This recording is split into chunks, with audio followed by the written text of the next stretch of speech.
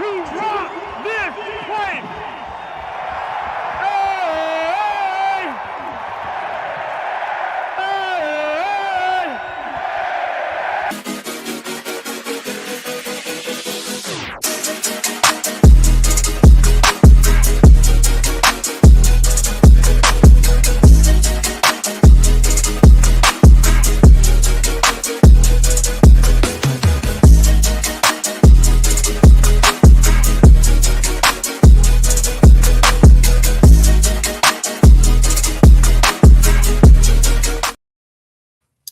Welcome to the Buffalo Sports Conversation Room.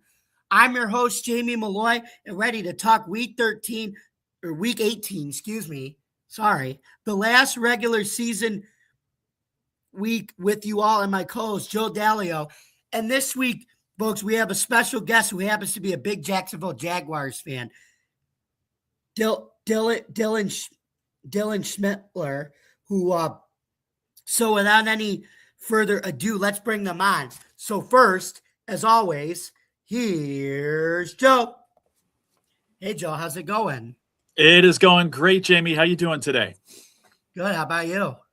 You're doing great. I tell you, some crazy football going on this past week, some crazy football going on all season long, and we may not have even seen the beginning of it yet based on what's potentially coming up.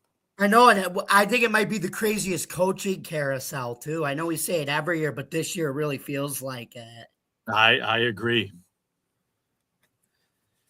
So, anyways, now I'm gonna bring on Dylan, our Jaguars fan. Is for those if you know, our teams are playing each other this week in the wild card round at Duval, so it's gonna be exciting.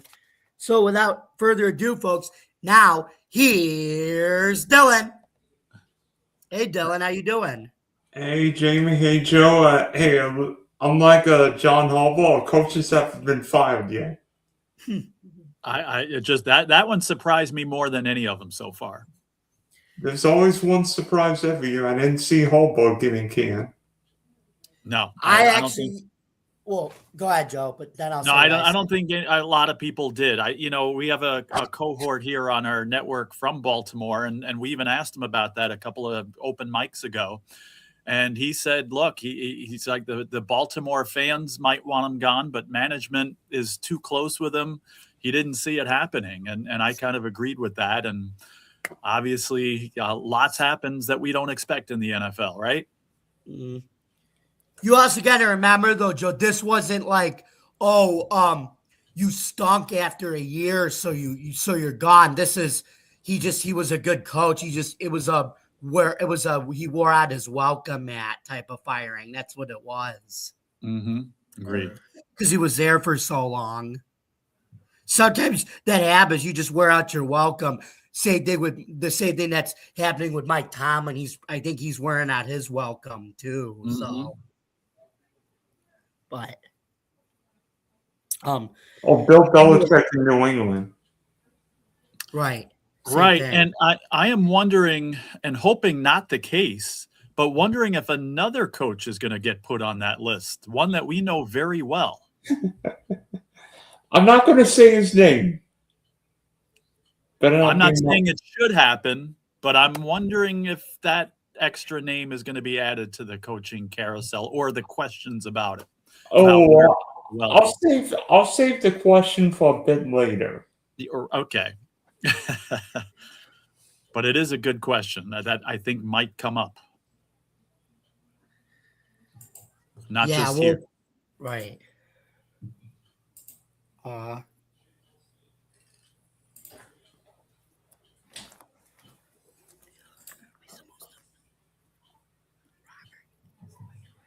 So, you guys ready to talk about the 4 p.m. Saturday kickoff game between the 8-8 Carolina Panthers versus the 7-9 Tampa Bay Bucks at Raymond James Stadium? Man, it's just so wild, Joe. For 4 years or going on 5 now, we've had to talk about how 8-8 and 7-9 doesn't end the season like it used to be for so long. 16 games, that extra 17. Right.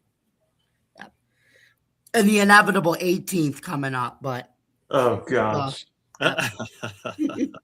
Do we have to talk? Do we have to talk about the lousy division, the lousiest division in football? I mean, the Panthers should be disqualified from hosting a playoff game.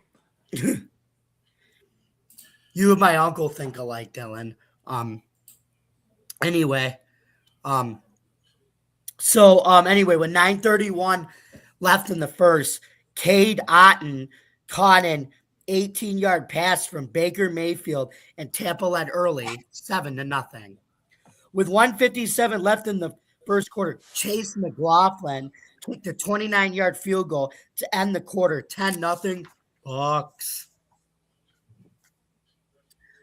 With 10:50 left in the second, Tommy Tremble, awesome name, caught a 10-yard pass to cut the lead to 10-7. With 2 seconds left in the half, McLaughlin kicked his second field goal of the game, this time for 36 yards to close out the first half, 13-7 Tampa. There was no scoring in the third quarter, which brings us to the fourth. With 14-12 in the fourth quarter, McLaughlin kicked his third field goal of the game, this time for 48 yards to bring the score to 16-7 Tampa. With 2:27 left in the fourth quarter, Jalen Coker caught an 8-yard pass from Bryce. Forever young, I want to be forever young, to end the game at 16-14 Tampa. So, Joe, what did you think about that low-scoring game? Do you think the weather played a role in it? Yeah, the weather definitely played a role in the low scoringness of it. I'm not surprised that Tampa won. I would have picked them to win this game. Kind of feel bad that they win this big game and don't make the playoffs, but I don't feel bad because whose fault is it that they got themselves in this situation, right? I mean, what did they start the year? 6-2? And I thought they were a serious Super Bowl contender halfway through this season and then just free fell out of it and needed help after that and didn't get the help. But, again, that's their own fault that they put themselves in that position. So good win for Tampa. Yes, they end on a high note. Yes, they gave themselves a chance to make the playoffs. But again, put themselves in that position. Now, I am one that, I see what people are saying about them not getting a home game. I'm big on divisions. I guess that comes from my baseball background and that. Now, even bad divisions like this, there was a 7-9 team that won their division not too long ago, right? Was it Washington? I think they were 7-9 before we went to 17 games.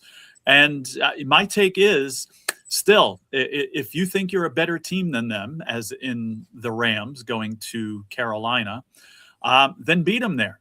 Okay, so I still think Carolina deserves to have the home game. And again, if the Rams think they're a better team, then okay, go beat them.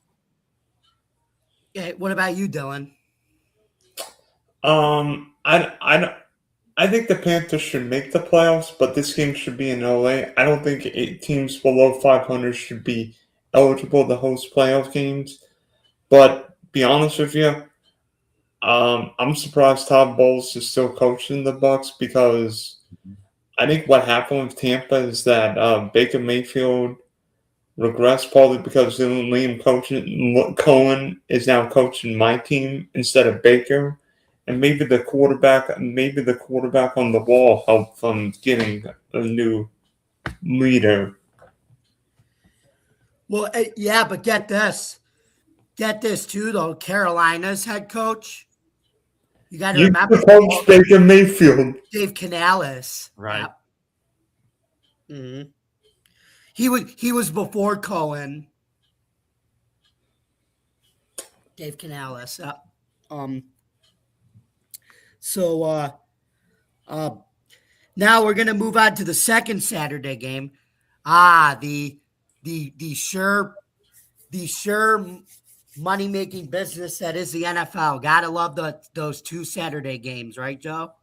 Yeah, hey, it's been a tradition since I've been watching football back in the 70s. Late in the season, getting those Saturday games, I really do enjoy them.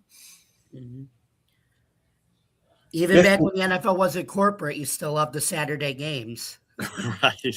But Anyway,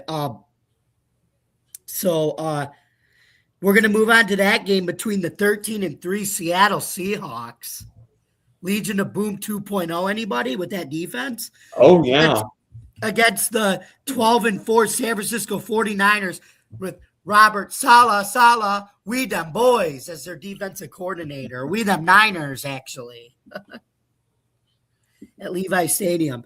So anyway, here we go. With 4:29 left in the first quarter, Zach Charbonnet, wine for everybody, ran it in for a 27-yard touchdown to bring the score to 7-0 Seattle.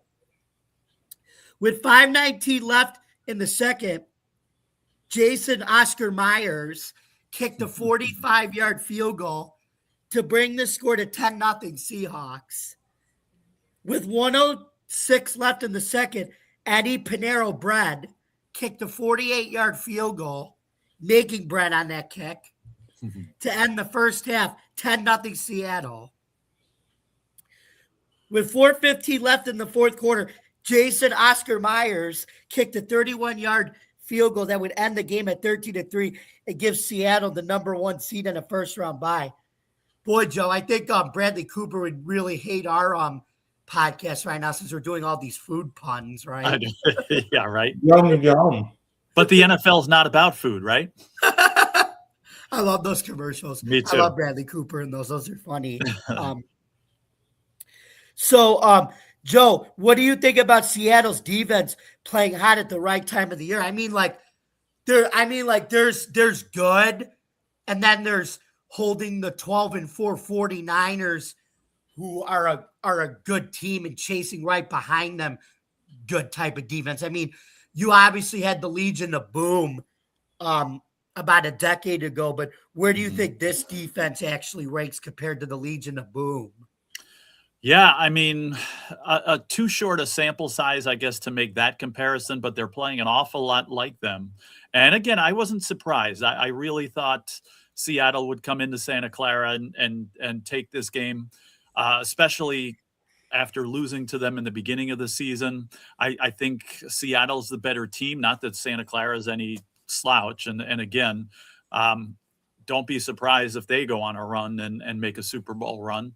But I think Seattle is a better team, and they came into Santa Clara and proved it. And again, coming very close to that, Legion of Boom, team from years ago. And again, they keep playing like this, then you will be able to make the comparisons because they'll take this team all the way to the Super Bowl. Mm-hmm. And Dylan, what do you think about second-year coach Mike McDonald coaches the team? E-I-E-I-O. Hey, Jamie, I'll tell you this. I think the Ravens missed Mike McDonald because Baltimore. I was just going to say that. Baltimore's what the number 1 defense is last year, and that defense couldn't stop Pittsburgh's wide receivers named Terrell Austin, Adam Thielen, and Joe Schmo running on Sunday night. Right, and it's easy to blame Zach Orr for that, though, but I'm not going to pin that all on Zach Orr because he did have his good moments, too, I think. And maybe if Kyle Hamilton hadn't been concussed by his own player, things might have been different. I still think, like I said, Zach Orr's a pretty good defensive coordinator. He had a big shoes to fill with McDonald, so sometimes you can't live up to that. And everybody loves offensive mind coaches. You know what? Mike McDonald may be the best defensive mind coach in the game right now. Mm-hmm. And that's our coach Joe, look at our coach, right? What was he? Defensive coordinator, right? That's right. So,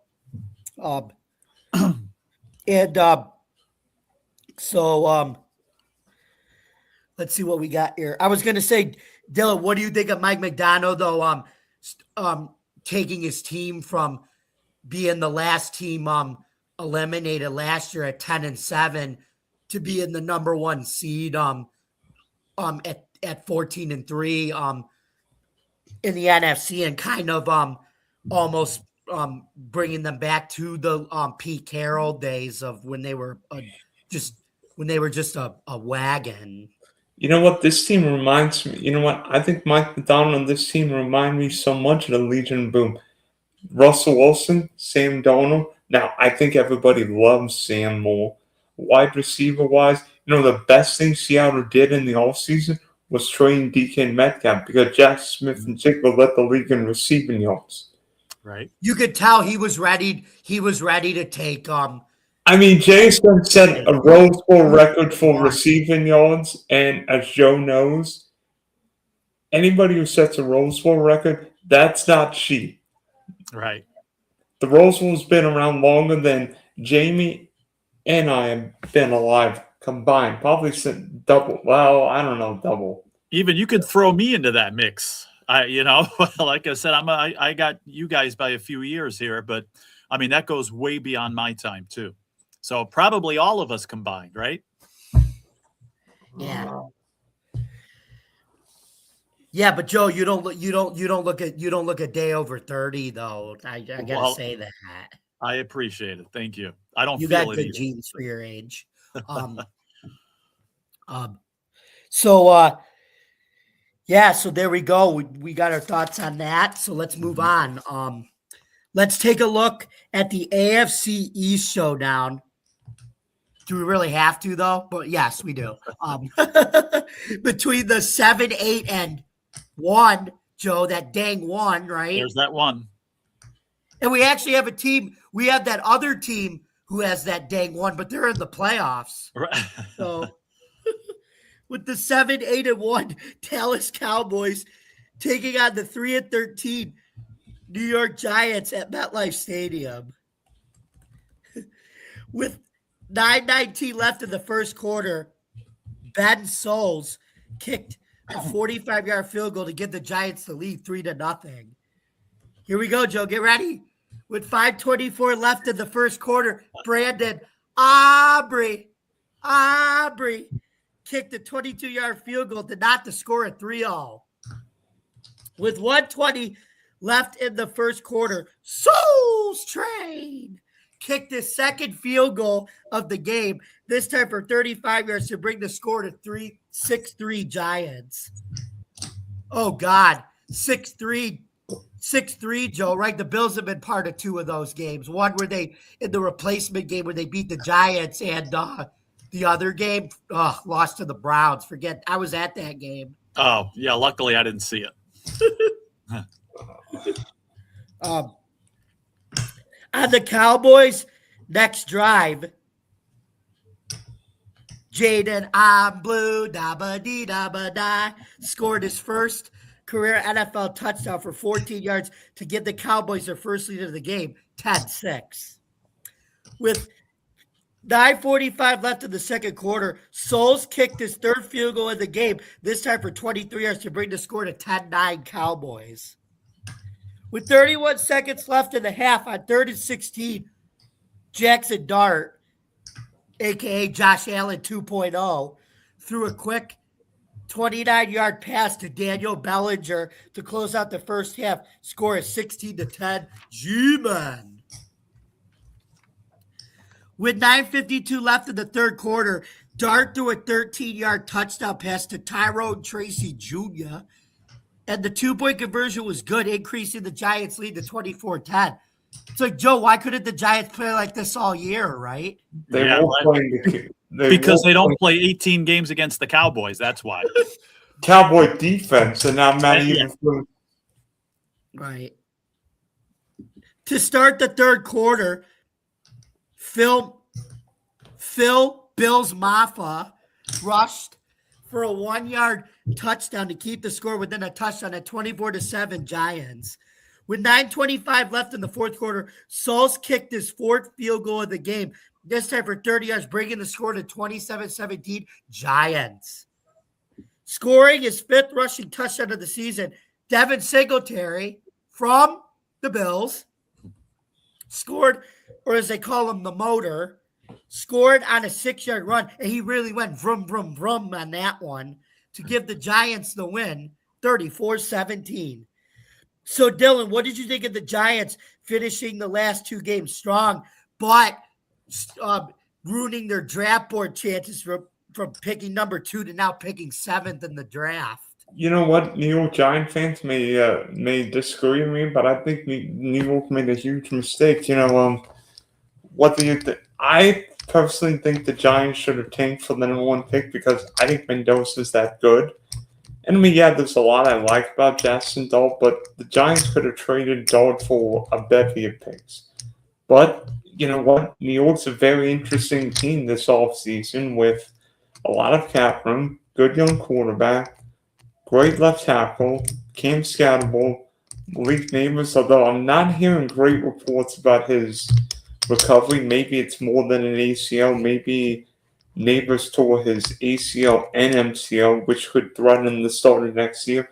But there's a lot I like. Plus, that division, Washington and Dallas. Oof. And Joe, what do you think of Mike Kafka getting an interview for the job? If he doesn't get the Giants job, I wonder if there's a possibility he could get a offensive coordinating job with somebody else, because I think he did have the Giants still playing hard and to make a good impression by finishing out with 2 wins in a row. I wonder if he does get the job. He could. You never know if they want. If Joe Shane believes in continuity, right? Yeah, and I'm not so sure that he will, and I don't want to spend too much time on this because I know we got our big matchup to talk about here, but I'll say a few things about that. I mean, he'll get at least interviewed. I think the Giants may be better off with a bigger name. And again, you were saying how Giants fans feel. I'm a Giants fan. That's the team I grew up with. I'm a little bit more of a Bills fan here, but would love to see the Giants get back into the upper echelon of the NFL. And I think they might be better off with, again, maybe a bigger name coach, but, we'll let that play out. Now, here's something interesting on the other side. That I tweeted this the other day. I didn't realize it until I was digging through some stats. Dallas Cowboys, according to what I read, only the 8th team in NFL history to give up over 500 points in a season.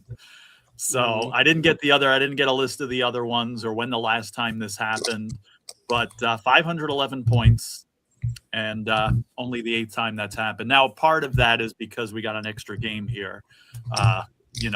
They've always played 14 games or 16 games, and they've only been playing 17 for a few seasons now. But I think that tells you all we need to know about the Cowboys this year.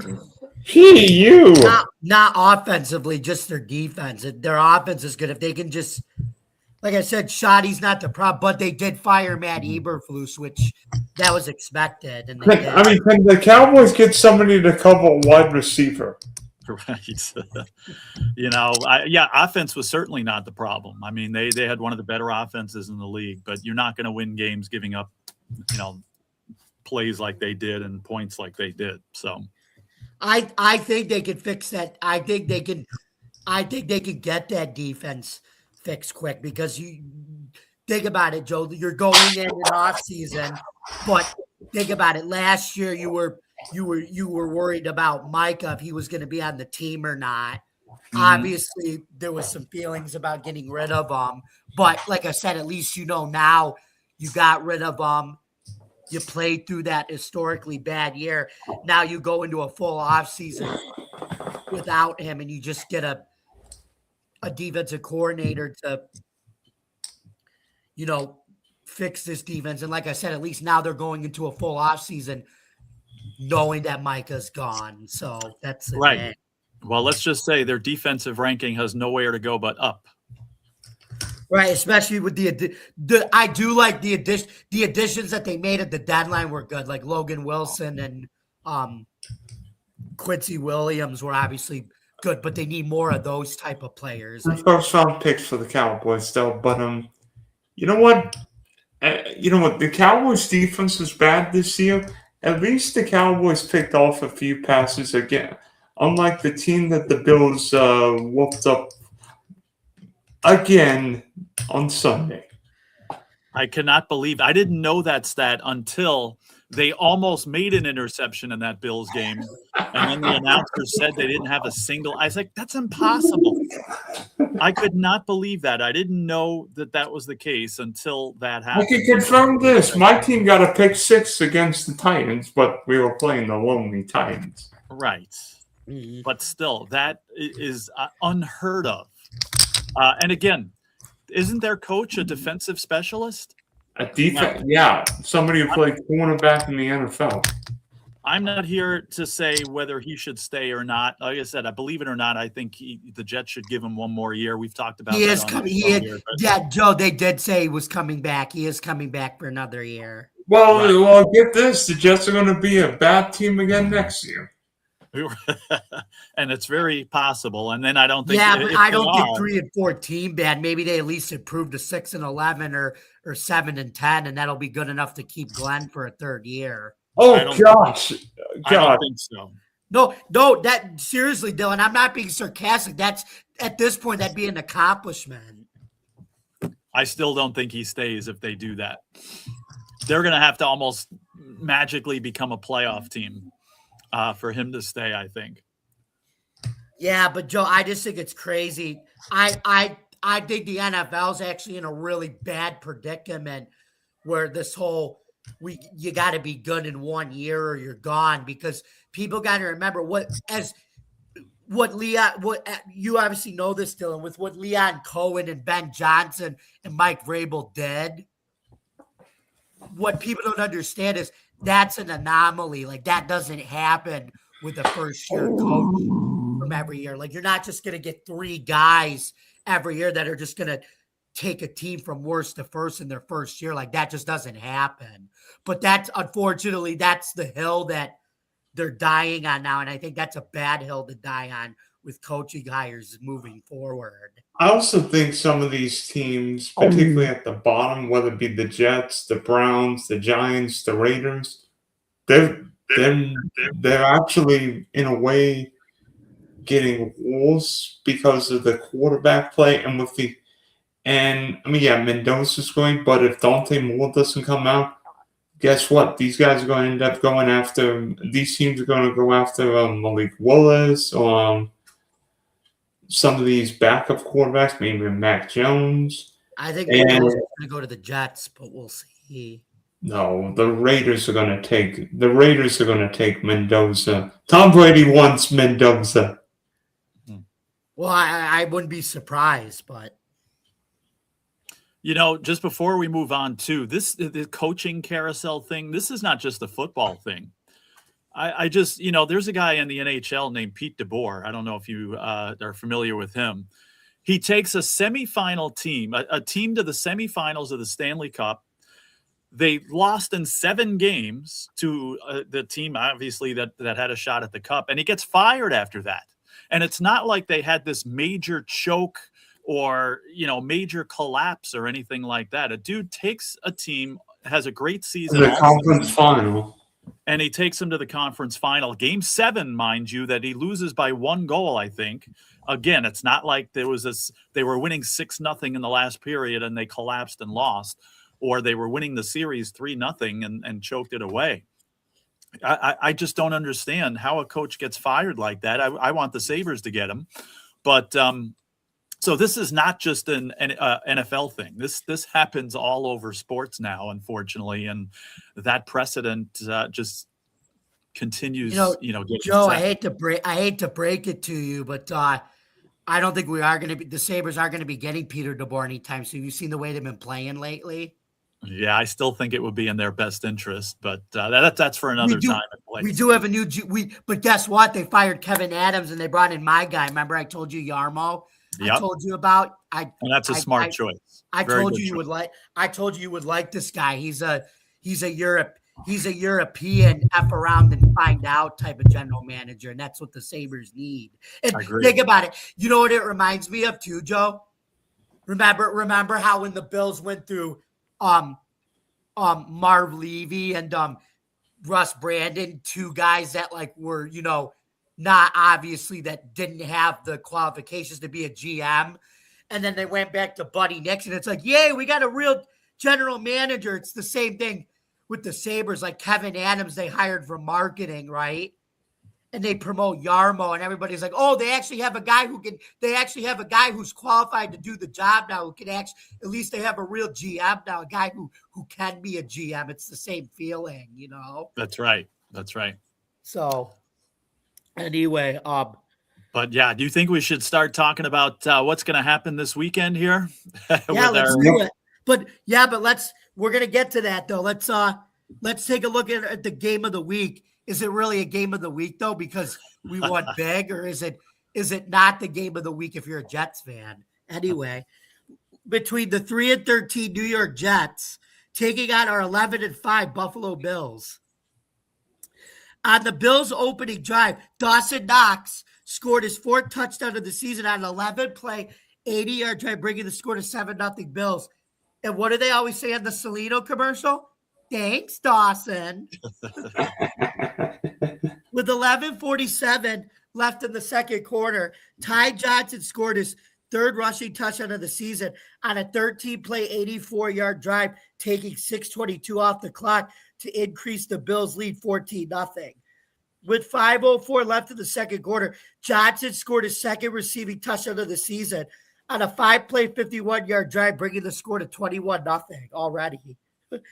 With 7:52 left in the third quarter, big game Gabe Davis scored his 1st touchdown of the season on an 11-play, 54-yard drive, taking 5:03 off the clock. And because Matt Prater got hurt again, they went for the 2-point conversion, increasing their lead to 29-0. With 12:09 left in the fourth quarter, Johnson earned his $250 extra salary bonus by scoring. Wait a minute. The Bills only paying him $250. $250,000. Yeah, that looks a bit more. No, it's a bonus. I know, bonus. Yeah. By scoring his 2nd touchdown of the game, but the 2-point conversion failed, bringing the score to 35-0. With 7:37 left in the fourth quarter, the Jets, did you see what I did there? With 7:37 left in the fourth quarter, the Jets. With a 7:37. Only 7:37, right? Finally got on the board as Andrew Beck scored his 2nd touchdown of the season, and the 2-point conversion was good. Yay, the Jets scored. Celebrate. Bring out Cool in the Gang. Celebrate good times. Come on. But it was, as JoJo would say, it was just too little too late, as the game would end at 35-8. So, Joe, what did you think of Mitch Trubisky, Magic Mitch, playing with 20 to a 29, or play with going 22 of 29 for 264 yards for 142.1 QBR? He actually looked like Josh Allen when he was playing out there, Mr. Trubisky. Yeah, he was playing with some confidence out there. I like it. Now, again, if I was the quarterback of the Bills, I'd be playing with confidence against the Jets. But still, I thought he played a solid game. I like the way the Bills handled all these situations. They let Josh Allen take his snap. Now, I actually thought he'd play a little longer. I thought maybe it would be like a preseason game where he'd play a set or something like that. But I have no problem with the fact that they took him right out. James Cook, they let him get some yards, and he took advantage of that. I'm sure, McDermott did not want to put him in there at all, probably, but they wanted him to get the rushing title. So they put him in, and he had 2 or 3 carries, but he got like 30 yards out of those. So he definitely helped himself. So I liked, and then they took him right out of there. These guys were getting these incentives and their bonuses. I was getting a little jealous. This guy's getting $250,000 for this play.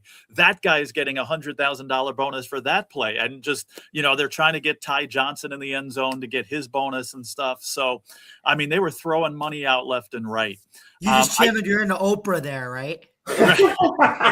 Yeah, I guess. But, going on the other side here, I was talking about the Cowboys and how, they broke some kind of, or only the 8th team. I didn't read this, but I think, and again, I was traveling home and I heard this on on a sports network that they said, I think this is the worst points differential ever or in so many years for the Jets for a team in December. All right. I think the Jets had the worst differential ever in the month of December, or if it was ever, it was very close. And this team, that's why I was wondering, because in the beginning we had talked on the show a few times. Yeah, Aaron Glenn should get another chance. But man, I mean, I've never seen a team quit so obviously as the Jets. Usually when a team gets smashed, at least they come out with pride against a divisional opponent and their second stringers and show up. But that did not happen in this case. And just, this team quit more obviously than I've seen a team quit in a long time. And this has been going on for a month. But we won't talk about that. Again, just the Bills, I like the way they handled this. They did what they had to do. These guys showed up and played. We were talking about the local boy, Joe Andreessen, as we were communicating through the week. And, I live in the town and my girls went to school with him. And he showed up and played a great game. And these second stringers that got their opportunities in this game really did an excellent job for the Bills. And I think they should be very proud of the effort that they put forth. Mm-hmm. So here we go. And like I said, though, Joe, what did you think of all the backups players, but they played like starters? It was like they actually played they actually learned how to play on both halves of a game, even with right. Yeah, right. With the second stringers in, maybe they should learn from that. Yeah. Because I'm telling you right now, if they show up in the third quarter of a playoff game, it's not going to go well for them. Right. Mm-hmm. And Joe, like I said, I think you already said it was a good idea, but it was announced that Aaron Glenn would be coming back to coach the Jets another year. And you already said it was a good idea. And I said the same thing. So now that we know we will be heading to Jacksonville and Duval this week for the wild card round, let's make our predictions and scores as well as the other teams around the league. So Dylan, you can go first, then Joe will, as I read the playoff teams, and then I'll go last with my prediction score. Okay, so starting off with the AFC, we got the 6-seeded Buffalo Bills traveling to Duval to take on the number 3 Jacksonville Jaguars. I'm not picking this game. I can't. I'm not jinxing. I'm not jinxing my team. I'm not picking it. I refuse. Okay. All right. Go ahead, Joe. That's fair enough. Now, and then I'm going to give my score, but I am going to ask, I'm going to put you on the spot a little bit, Dylan. Now, I obviously, this is a lot from the heart. This one, I do have Bills 27, Jags 24. All right. But a question for Dylan here, and then Jamie, I'll turn it over to you to get your question now, or to get your prediction for this game. So let's say it's Sunday night. All right. 7:00. And ESPN is reporting and doing an evaluation of, and again, as a Bills fan, I'm hoping this is not the evaluation they're doing. Okay. ESPN is talking about how the Jags beat the Bills. All right, Dylan, if that's what they're discussing Sunday night at 7:00, how is it happening? Couple things. One, Jackson's great against the run this year, so obviously James Cook led the league in runs, I think the number one idea is stop the run and force Josh Allen to beat us. 2, limit Josh Allen scrambling in big plays. And 3, run the ball, keep that Bills offense off the field, and can Trevor Lawrence keep up his heater? I mean, 19 touchdowns, 1 turnover in his last 6 games. And, in a way, what not a lot of people are thinking of is the weather. And usually you don't think of weather in Florida, but guess what the Bills don't have this time of year? Warm weather. Sure, it might not be July weather, but if it's 60 degrees, that would be warm for Western New York this time of year. Right. And by the way, I don't know what it is, but the Jags all 2-0 against the Bills in the playoffs. And and even regular season, it hasn't been pretty. And then real quick too, let's say we're having the other conversation. ESPN's talking about how the Bills beat the Jags. Why would they be saying that? Josh Allen. Okay. Josh Allen's amazing, and it doesn't matter how Trevor Lawrence is great. Josh Allen put his team on the back, and James Cook ran for 127 yards. And Trevor Lawrence pooped his pants, which he did against the Chargers 3 years ago and somehow won. Yeah. I remember that. All right, game. Jamie, who's going to win this game? Well, I think the Bills could pull off this game. I got let me see, what did I say? I think I said 24-21. But I guess this may shock you, but it may not. The Bills are actually 1.5 point road favorites in this. That doesn't make any sense with how the Jags have played the last 2 months, though. And you know what, though? And again, I make a lot of bets in the NFL. And whenever something doesn't make sense, I'm jumping on it. Right now, I'm not putting anything on this game. Believe me, I'm avoiding this one. Again, like you said, I don't want to jinx my team. I don't want to, put that pressure. I just want to watch and enjoy this game. So I'm not putting anything on it. But normally in the NFL, when something, quote, doesn't make sense like this, count me in. I'm all in on it. Not this game, though. Mm-hmm. I've got one for you. One more. If the Jags beat the Bills, is Sean McDermott coaching the Bills next season? I say yes. Okay. I think so. But, I mean, how many playoff losses do we got? And, again, with this coaching carousel that we're seeing, we just saw Harbaugh get fired. So, I think – and he's accomplished more than McDermott has. Harbaugh won the Super Bowl. Right. So I let's just say, if you're asking me now, even if it's different. If the Jags win 30-7, we might be having a different conversation. If it's a close game, I think that McDermott sticks around, but I would not put it past the Bills to say, you know what, we finally got to go in a different direction. So and honestly, again, if the Bills lose this game and they decide it's time to move on for McDermott, I would not be upset with that. I wouldn't be upset if they kept him either, but it's a very interesting question that I've been thinking a lot about, especially today, as, again, a guy of this caliber. We're not talking about a guy who's been coaching Arizona to, 3 crappy years. We're talking about a guy who's turned a franchise around and made a lot of contributions here. So, and has a lot invested in this team. Again, nothing would surprise me at this point, and I'd be okay either way. I would argue in many ways there's no team with more pressure to win this year than the Bills. Guess who the Bills don't have to play in the playoffs this year? Lamar Jackson, Exactly. Joe Burrow, and Patrick Mahomes. Let's see. I've heard that.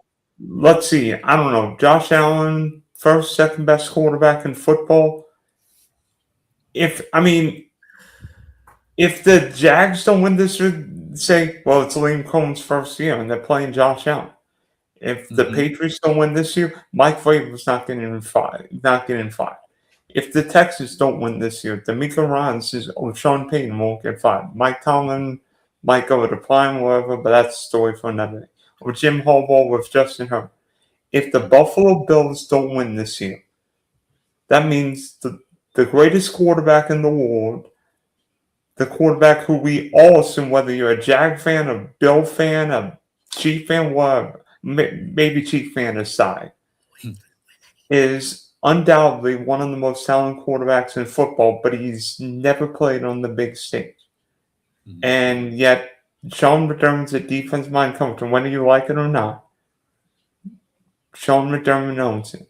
I mean, I would hate it. I think Sean's a really good coach, but I want to see what Josh Allen can do with an offensive-minded head coach, and more importantly, a wide receiver room. Because I think both of you would agree with me.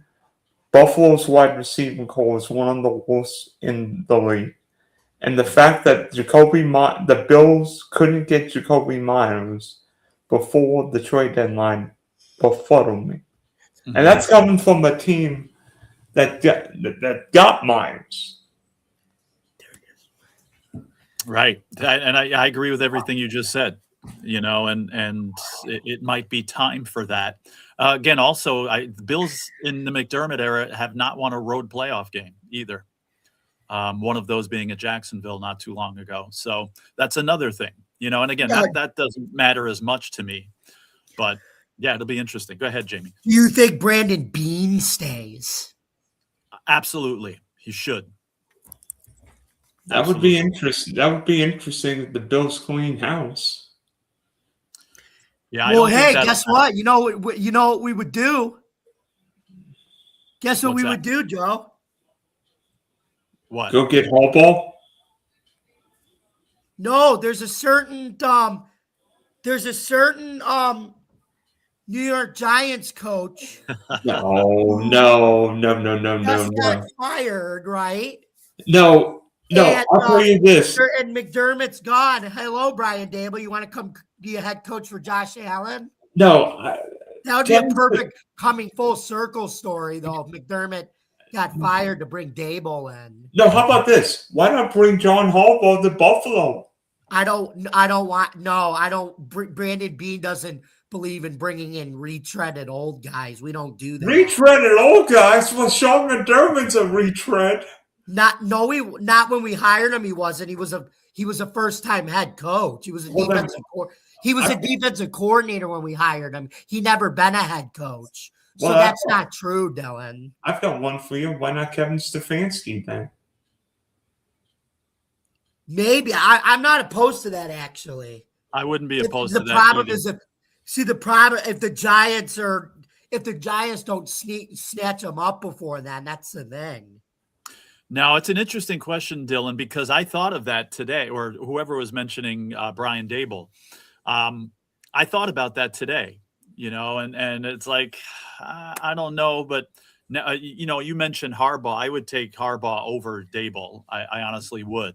Now, what I think might happen is Brady gets hired by somebody, and then there's that offensive coordinator opening, and I would take, Brian Dable back in a heartbeat. And again, this is all just, But Joe, remember how Brandon Beane and the Bills do things. They don't hire the John Harbaughs, and they guys that have never, because we tried that route with Rex Ryan and all these other retread guys, and it didn't work. There's a reason why we went with McDermott, who wasn't a head coach at the time. Brandon Beane's not going to go for a Harbaugh. Like we don't do that. Does it mean the Bills are cheap? No, it means that we don't go for coaches that are past their time. We don't do that. Pre Brandon Beane, I might have agreed and said yes. Not now, I don't think. But again, it's going to be very interesting if the Bills lose this game badly. That might answer the question right there. And you got to remember, Dylan, it's the days of it's a young coaches. It's a first year coaches league now. Why do you think Belichick's not in the NFL anymore? I mean, Andy Reid's still there, but there's a reason why Harbaugh isn't there anymore, because it's a younger coach, first year coach type of league now. That's why. But what do you think happens though? Let's say it's 21-21. Late in the game, and McDermott makes a questionable coaching decision late in the fourth quarter that costs the Bills the game.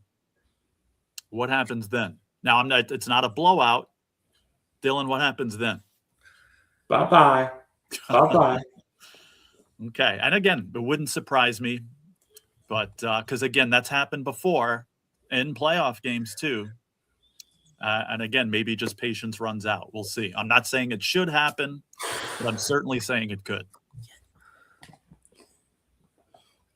By the way, I think both of you agree with me. This year's playoff field feels so wide open. Like, would it surprise me if the Bills lost it on Sunday? No. But would it surprise me if the Bills reached the Super Bowl? No. Okay. And for that matter, would it be crazy if Jacksonville lost on Sunday or ended up in Santa Clara? I've been saying this whole second half of the season now, or especially once the playoff teams are determined, there's 14 teams in these playoffs. I honestly believe 12 out of the 14 have a legitimate shot to get to the Super Bowl. I really do. I don't know about 12. I think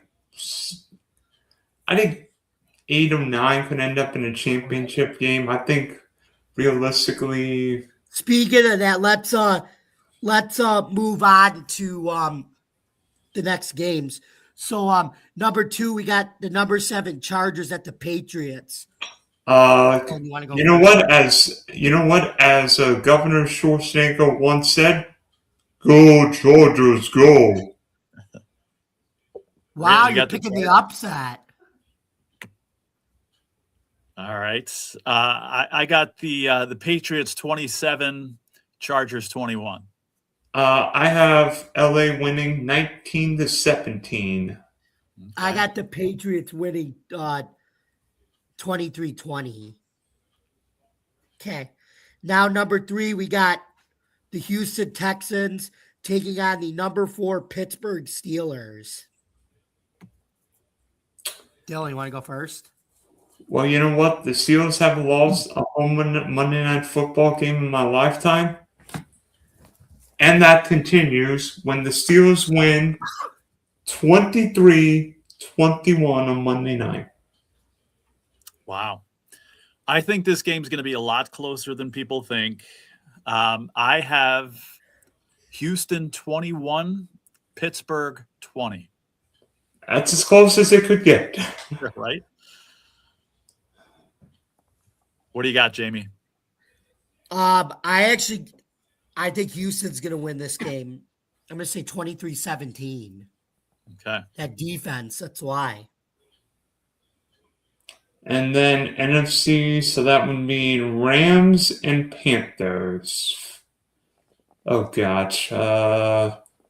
Rams 36, Carolina 20. All right. I think the Rams are going to be a little ticked off because didn't they just get spanked in Carolina about a month ago? Yep. So I got it. You said 36-20. I say 30-20 in favor of the Rams. I actually got Carolina 24-23. Wow. All right. Bryce Young. Hey, Bryce Young gets his first playoff win. It could happen. You never know. No, and you know what? These home games, even though, again, you know, the Panthers have the inferior record, I've seen this happen before. I think when Seattle was like 8-8 and they played the Saints in Seattle. That was the beast mode. Seattle was 7-9 and the Saints were 11-5. Right. And that game in Seattle, you know, Seattle was very good at home. This was before their Super Bowl, I think. And they ended up winning that game and playing dominant. So I don't think it's going to happen. I think the Rams are going to dominate here. But again, Carolina is a good home team. And even though, again, I think the Rams are the superior team, I wouldn't be surprised if, you know, the Panthers did take advantage of home field and you know, pulled an upset. Again, I think the Rams win by 10. I will say this for the other two NFC games. I don't feel comfortable making picks because I want to see Green Bay and San Francisco's injury report. I think if Trent Williams and Ricky Pearsall play, the Niners are going to be able to make plays more than they did on Sunday. Green Bay's in the same manner. I mean, Green Bay could have won both games against the Bears. Jordan Love's going to be back this week. I want to see how healthy and effective Josh Jacobs will be and whether or not Zach Tom plays. Because Zach Tom plays, Green Bay's got its best offensive lineman back. Not that the Bears defense scares me because the Bears defense isn't the 85 Bears defense. Okay. And, I make the picks regardless. I understand that there's some things up in the air. I got the Packers beating the Bears 24-23. I think That's not going to make our Bears fan happy in 5 minutes. No, I know, and I'm not going to be there tonight. But I would say, look, I'm not. I would rather see the Bears win the game. To be honest with you, I like to see teams that haven't been there in a while, and Chicago's going to be rocking, and Soldier Field will be great. But I think the Packers pull this off. Like I said, it's going to be close. I think they win by 1. I think the Eagles-Niners game will be close too. I think it could be one of those though that's not as close as the score indicates. I still have it. Could it be like what happened on Saturday when Seattle dominating them was 13-3? Right. I think this will be 24-21 Eagles, but I think it's gonna be one of those games, kind of like the Eagles last year. I think it was the game against the Rams in the NFC Championship where they dominated the game, but just the Rams kept keeping it close, and they got to a point where it's like they might pull this game off. And I might feel the same way about the Niners at some point in this game, but I think it's going to be one of those games that it lingers, but yet the Eagles pretty much have full control over the whole time.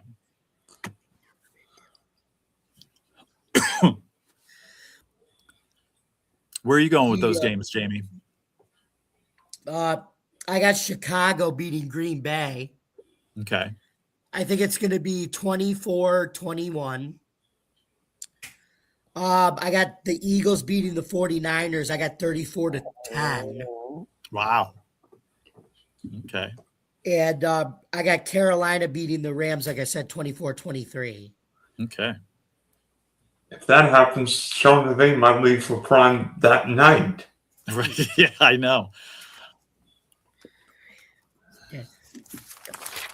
Well, looks like we come to the end of our show. So, Joe, where can we find you in the social media world on Tuesday, January 6th, 2026, the first show and the first Tuesday of 2026?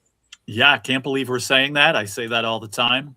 I'll be saying that. We could be doing this till 2035, and I'll still be saying stuff like that. But you can find me at Joe Dell Sports on Twitter, X, this program, sometimes on the open mic on this network here too. So I'm just putting my 2 cents worth in there.